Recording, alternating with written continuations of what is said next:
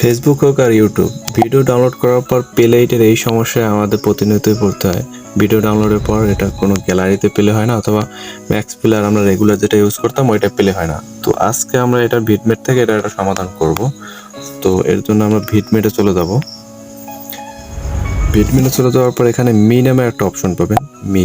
এখানে ক্লিক করার পর সেটিংয়ের এই অপশনটা ক্লিক করবেন, সেটিং, তারপর আদার্স এই অপশনটা ক্লিক করবেন, আদার।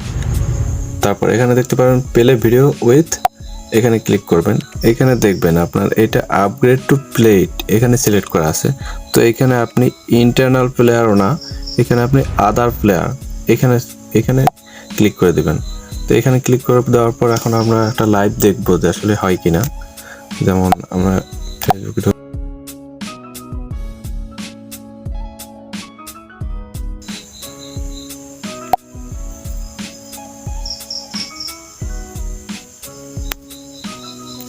আমি কম পিক্সেলের একটা ভিডিও ডাউনলোড করে দেখাই যাতে সহজে হয়।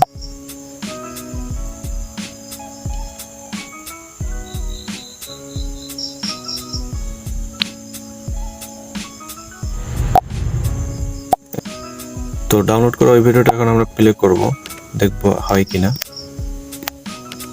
যেমন এই আমাদের ভিডিওটা সহজেই চলে আসছে, কোনো রকম প্লে